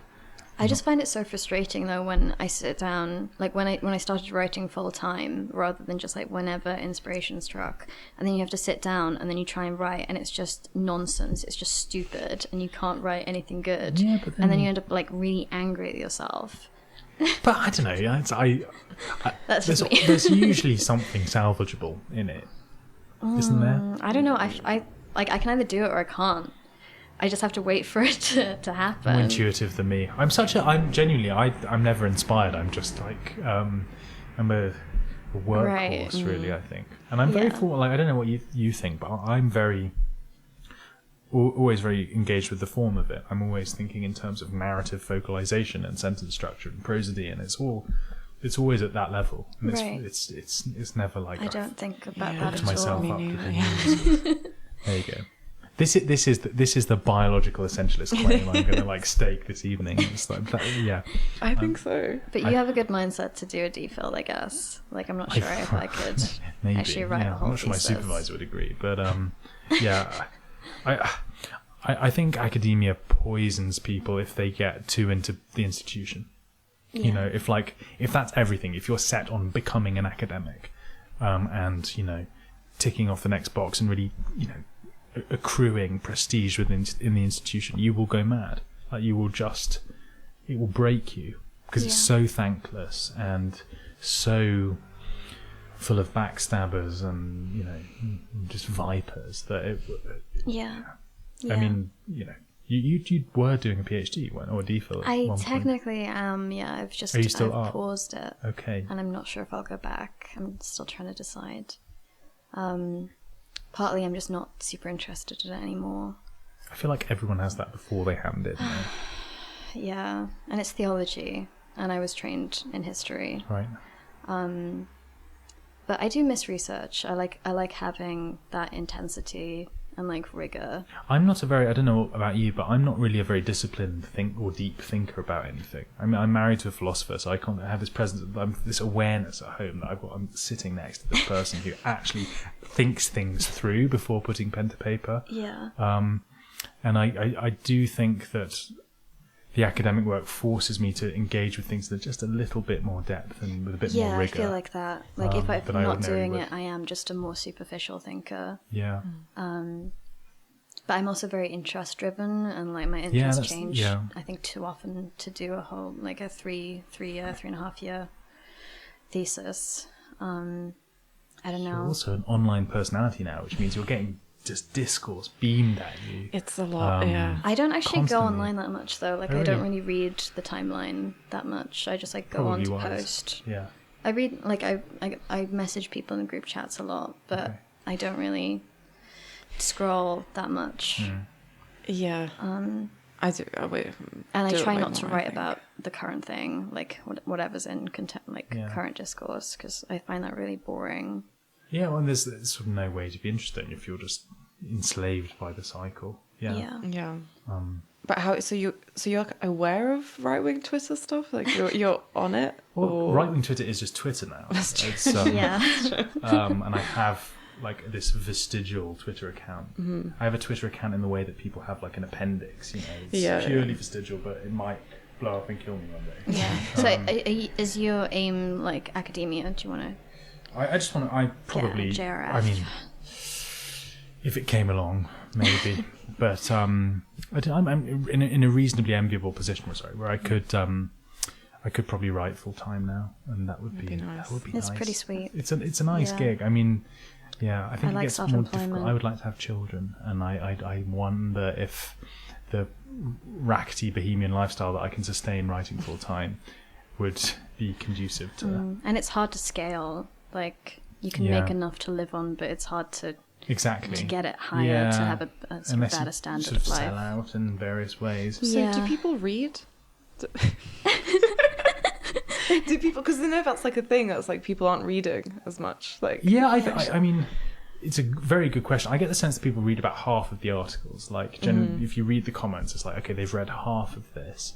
I can barely read anymore. I just read I read so fast. I read like a page at a time. I read like it's a photograph. Yeah.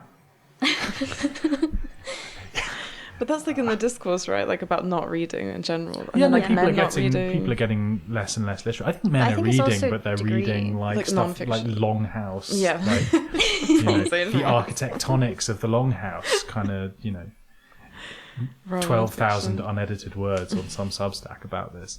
But I think also doing a history degree ruined my ability to read because you just you have to gut the book. It teaches you to skim, yeah. It's true. The literature balances it out, I think. Right. I should have done history and English. I started off doing history and politics. You've worked out a decent niche. I mean, I think you need to have this. If you want to sort of live the life of the mind these days, you need to just basically be really flexible and just be like, look, I'll find a way through somehow, even if it means doing a bit of like online tutoring here and there, and then doing some of this, some of that. I've got the podcast, and it won't make your stuffy bourgeois family members very proud, but it's who cares? Are they not proud of you? Ooh, it's getting personal now. I think. Well, my parents. So I'm not like. I don't have the same background as Edward, for example. I went to private school. My parents are the kind of people who say, "We're middle class," oh god, the worst. Yeah, they're sort of working, white collar London professionals. God, a cash poor, asset rich. Yeah, well, I don't know even that cash poor, to be honest. They're doing all right, but. They're of a generation where like having one of these like portfolio careers is very strange and unusual to them. And I realised when I got to the end of university that I'd been sort of groomed for the law, but like to be a barrister or something, basically. In this quite strong way. That everyone sort of just assumed, yeah. So it took a while to getting a book deal really helps people sort of compute it, because it's this like institutional stamp of approval, even though you get very little money really for a book deal. And if I had made the same amount of money on a Substack, they probably wouldn't have understood it in the same way. But yes, that's my positionality. I thought it was interesting in the book.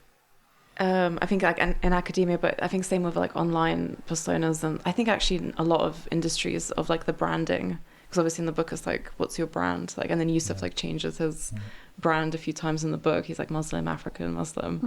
But did you find that? Because I find it interesting that you use your middle name in your book. I did that basically because I thought it was very funny. I had all these interactions with people like. Is what? How serious is this? Yeah. Are you Muslim? No. I'm not religious. I'm not anything. But it's very funny to me, like the spectacle of people trying to figure out how serious you're being about this. Yeah. And I'm not completely unserious about it either. And there's, it's my mum's maiden name. There's, this is my grandfather's name, and of all the names that are out there, it's one of the ones I have the most allegiance to, and I have a lot of respect for my grandfather and stuff. So there is this like substrate of sincerity there, but also like how funny that the themes of the book have been repeated in the marketing surrounding it. Yes, yeah. Well, I thought it was. Is it not a tiny bit cynical? A tiny bit like... Of course. But how much? That's the question. Exactly. What do I really think? What's going on here? That's what I'm playing with. Mm-hmm. Yeah. I mean, writing a book about Oxford generally is like, you've got an audience built in there. You've got your book Although you talk. also get these people who will be like, oh, another Oxford book. I can't. There aren't that many though. Really. There are far fewer than people think, but people have it in their heads that it's a bit like the Hampstead novel. People always have it in their head that like, oh, these novels set in Hampstead. It's like, what are the novels? There actually aren't that many novels set in Hampstead. They just all lived there. There are maybe a few, like A.S. Byatt wrote one or something, Margaret Grabble, but it's not as much of an institution as people think. There are a few Penelope Fitzgerald ones. There's some Evelyn Moore ones, but I like Discovery of Witches. That's one of the best Oxford right. ones. What did you think about that awful? I shouldn't say about that awful movie Saltburn. I thought it was awful. Yeah. It's terrible. What about My Oxford Year? I've not even seen it, but someone said like I saw like a clip of it on Twitter or something where it was like it was just weird. It was like a sort of they were in like a fish and chip shop or something, and because all students go to them all the time, and it's not even a fish and chip shop in Oxford. And but the fish and chip shop was like next to the Radcam, and then like the woman's like Mexican or something, and then some like geezer sort of shouts at her, "Oh, it's this sort of anti-Mexican hate crime." It's just like this is the most like just doesn't track. Like it's the least British thing ever. It's like an American's idea of made me chuckle that, but I've not seen that. No, I thought Saltburn was terrible. I've had to switch it off. I haven't seen it. I was having the cover of my book designed during peak Saltburn, so there was this constant trying to fight off the Saltburn vernacular. Yeah. Well, because he uses his poorness, right? That's his thing. His poor, like him being poor. His poorness. Poorness. That's his shtick. There's a constant porn conflation in your idiolect.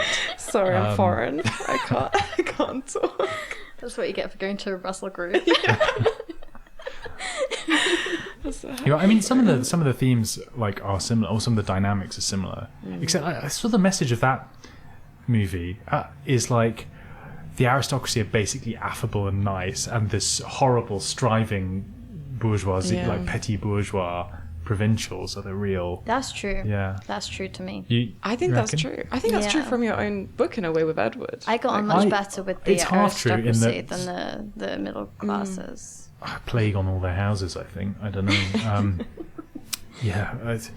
There is this. I mean, this is another interesting right-wing phenomenon. People identifying as aristocrats, particularly Americans. Yeah. Have you noticed this? Like, it's sort of like the Barber jacket. And just using the word aristocratic in this sort of like Nietzschean. I think it must come from Nietzsche. Aristocracy of the spirit. It is. And it's and it's like, have you ever met an aristocrat? I mean, like what on what like you are from Appalachia, you are descended from like Fenslodge. Like what makes you think you're all the aristocrat? It's this bizarre little thing. But I think they have more in common with the working class because they don't take their shoes off in the house, and they have dogs.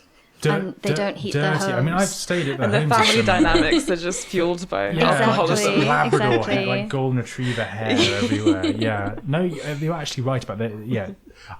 They're also like astonishingly like non-literate, I think, the English aristocracy. Yeah. And they're like, a bit more louche. Very louche. I mean, very, very louche. Yeah. But I mean, there are some louche bourgeois, like, the sort of bourgeois bohemians are also louche, I think, often. But I met so many like middle class people who were like pretending to be aristocrats to the point that they would make up like a fake background and like a double-barrel name or something. Surely not at Wadham as well. Or, Not at no, Wadham. No, this say. was afterwards. Okay. And like, you know, would be like Master of the Hunt or something, or Organize the Hunt Ball, and they were just from like a comp in like Birmingham or something.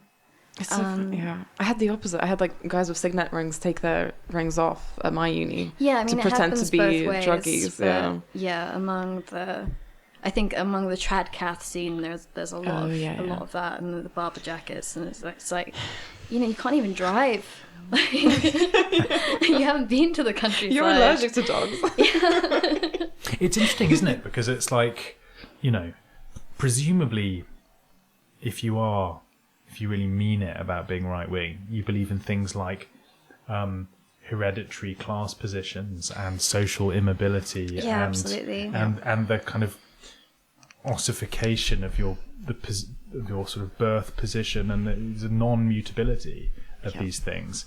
And these people are kind of like trans in a way, in that they're sort of like there's this thing that they presumably think is like immutable and inborn in some way, but they're willing themselves into a new category. It's a bizarre spectacle for me. It's particularly weird among Americans because it's just so, I mean, it's so obviously not American. There weren't any landed gentry going to the US, I don't think. I mean, Well, we did an episode last time on some Albion Seed. I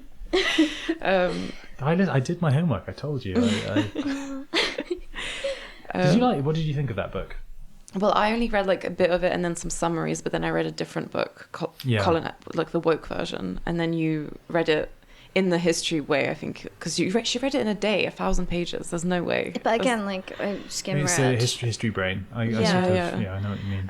But yeah, it was like, what are we doing? Like, what are we doing? Like, it's a bit. It's very essentialist and it's very.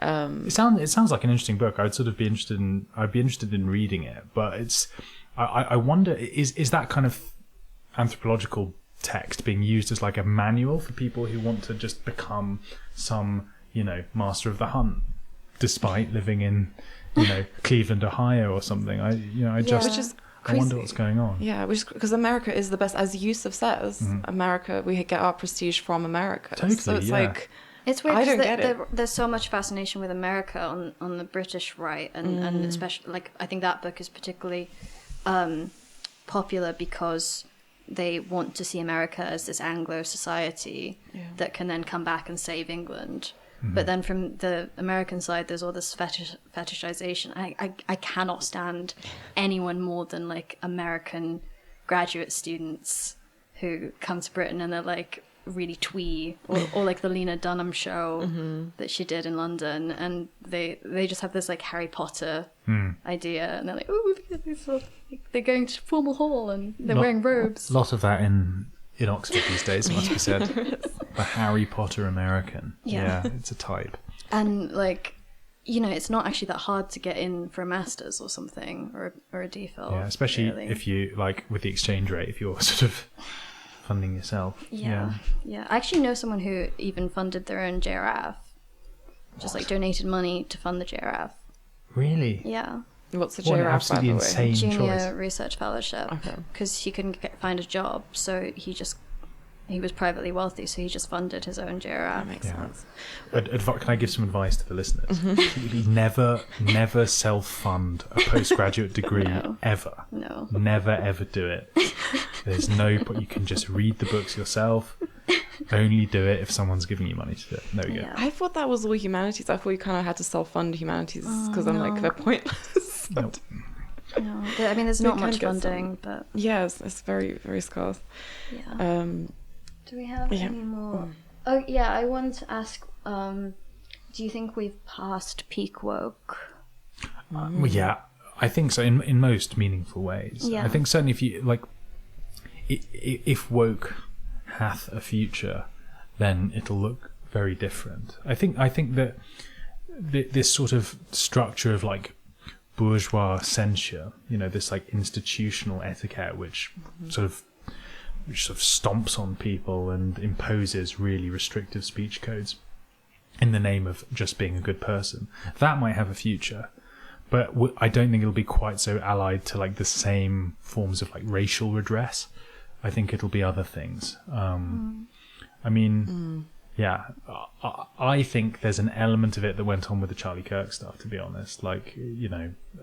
like reverse cancel culture? Yeah, just like, you know, it's some child on a group chat. Well, not a child, but some 19-year-old on a group chat. And I think he can lose his position, but come on, just like get a life kind of thing. Yeah.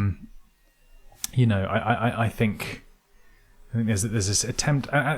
It's a bit different this time because people are doing it with this gleeful sense that, well, we've had this wrought on us for the last like 6 or 7 years, and now it's our turn. Yeah. And there's this like, I think, quite conscious emulation of some woke dynamics. Well, I mean, I think people have been hurt. You know, there's definitely people are smarting and woundedness there. Well, like cancellations did, like they killed people. People, you know, that's why everyone loved Twitter. It's because you could, if you coordinated right, you could make someone kill themselves. That's why Twitter was so popular. That was the joy of it. That's the tagline. And X will never be a success until it can recapture that dynamic. No, I'm serious. I'm not even like kidding that much. Yeah. But so wokeness endures in that sense. But yeah, it's more of like a conscious emulation. But it's still annoying. I mean, it's just funny to watch all the Oxford Union stuff happening right now because it feels really nostalgic. Like it feels dated. But clearly it still has this hold over people that they feel this is, you know, like a discourse they can weaponize if they're under attack, like the kind of statements being released. Well, one mistake I think that the sort of like timeline culture induces people to make, one mistake that people who are really, really online make is that they assume that we just live in this chain of fads and fashions which are completely like one supersedes the other. Sure. But actually no fad is completely ever superseded. Like they're always just holdouts. There will be millennials, especially elder millennials, who are just like stuck in woke one, you know, and that will just be them. And when they are 80 years old, they'll still have their "In This House We Believe" signs on the lawns. They'll still be doing that in the same way that there are still, you know, people who came of age in the late 70s who are really into Pink Floyd, or if people just harden into themselves at a certain kind of formative age. And you know, I think that's very deeply true, and that those people, that will always be with us in some vestigial form. Things layer on top of each other. Do you still have as much like Roads Must Fall decolonization stuff, or is that past? I sort of don't. I don't think there's as much. I'm very insulated from this stuff, really. Right. I'm not at the vanguard of undergraduate politics. Yeah. I get the sense that in general, and you guys are sort of evidence of this in a way. I get the sense that people who are looking to sort of get attention in some way. What? I mean this in a nice way. In 2016, you had to like find foundations and charities and NGOs to like back you, and you had to sort of hitch yourself to some like worthy cause like that. Whereas now, if you're a person who's grating against something or has a message to expound, it's more of like a patronage model. And you know, you can be a bit more of an individual as a result. Although you know, there are obviously things that are restrictive about patronage systems as well. Irish Paul says he wants to buy us some carpaccio. Oh yes, this episode is sponsored by Irish Paul. Oysters and now carpaccio. Yeah. What a lovely combination. Oyster. What kind of carpaccio? Presumably I had to Google carpaccio because I thought it was a type of soup. But it's actually meat. Gazpacho. This is what you learn at Oxford, you see. That's the thing, I didn't make it in. It's true, that is where I had carpaccio for the first time. Really? Venison carpaccio. Who was giving you venison carpaccio? Is this a The one? perch. Fair enough, yeah.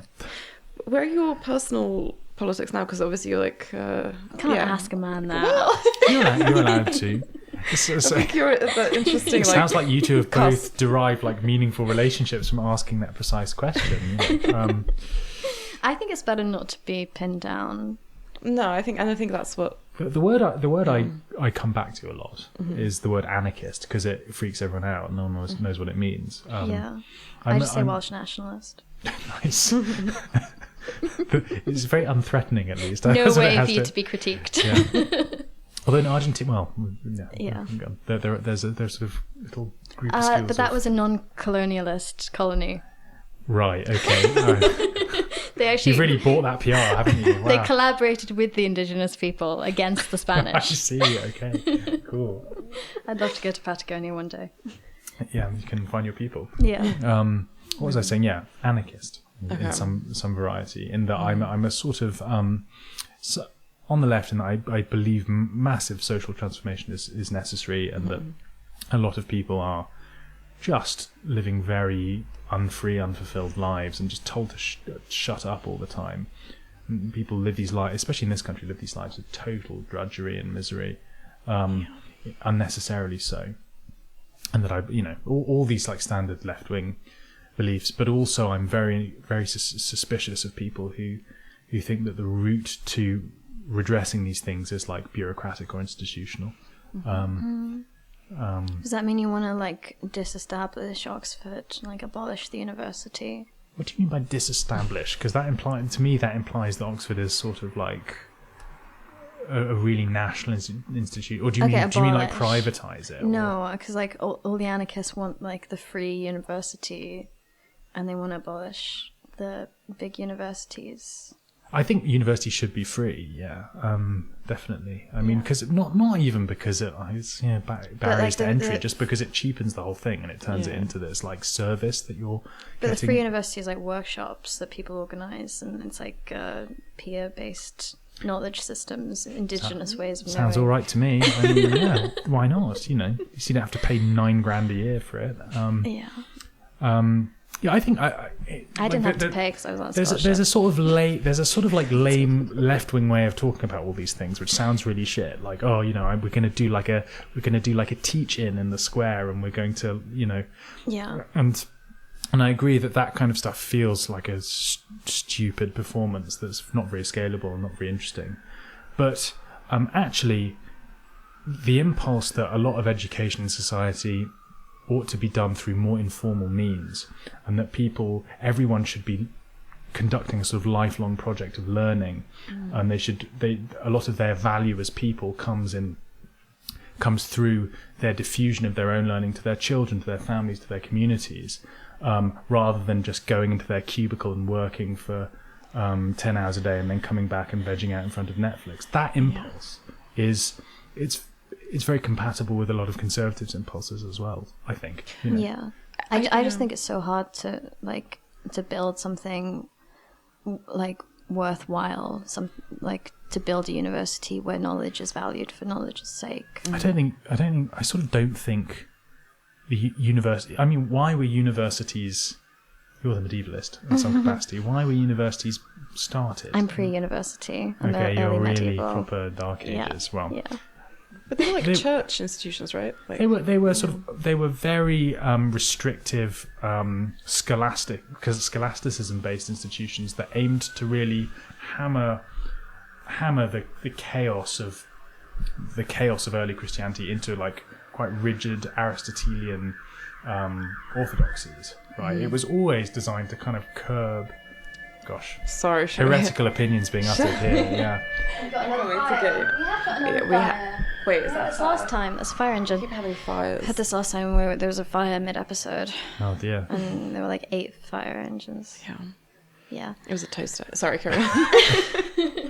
Well, I forgot what I was saying. About the institutions. Universities were always meant to curb speech. That's what they're for. And then you've got this amazing phenomenon, with the sort of around the time of the fall of Constantinople, where these sort of people these sort of scholastic thinkers become so erudite that they are capable of dealing with the Greek, and you get Renaissance humanism sort of blazing through the universities. But it's not something that universities were designed to be or do, I don't think. Yeah, but they have developed over time to the point where I think they're irreplaceable. And I think now there is a decline of learning that will be quite hard to reverse. Definitely. I mean, they've kind of... I'm so quite pessimistic about this. Like, I don't think they're very easy to rescue either, the universities. Yeah. And it's almost like spiritual, really, and cultural, in that so many people are approaching these institutions as just like a service provider now. Like, I'm going to go and get my degree and I'm going to trade it in so I can get my consultancy job, and you know, it's this transactional thing. I do think marketisation is the worst thing that's happened to education. I'm very leftist in that respect. But it's hard not to blame capitalism. Like, I think from my own experience, it's like it's hard not to like see the system as it is and to be like, the only chance I have is to make stable like income to become part of a machine. Because if you don't have, I mean, in the past, like universities mostly were like richer people going. Like, it was like kind of aristocrat, or you know, not to use that word, and but maybe like they it was were better because of that. Like, because people could self-fund and therefore like were pursuing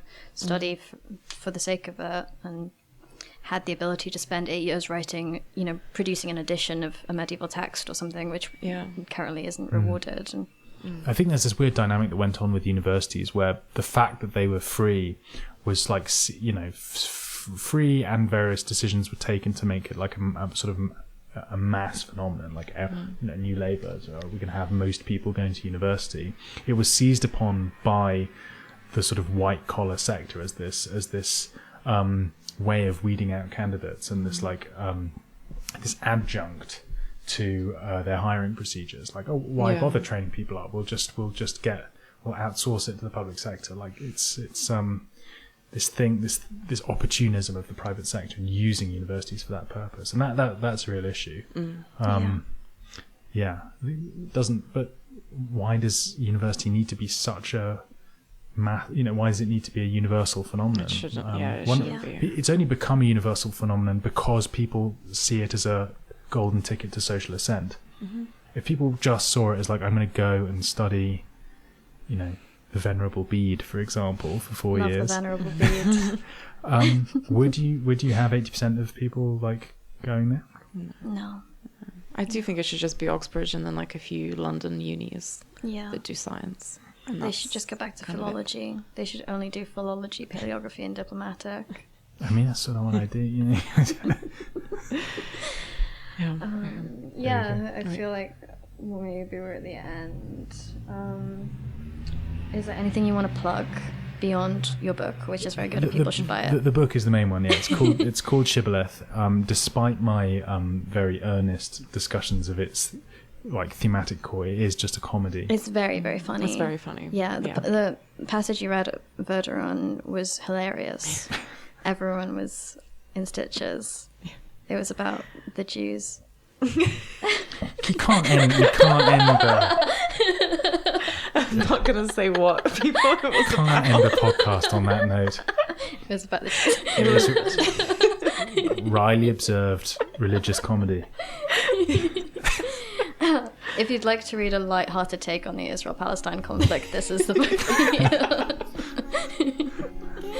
And you're working on a new book as well. Yeah, the new book, but that's not even been sold yet, so that'll be a few years away. It's very exciting. Yeah. Okay, well, thank you very much for coming on this week. Thank you both. Thanks. Bye. Good night.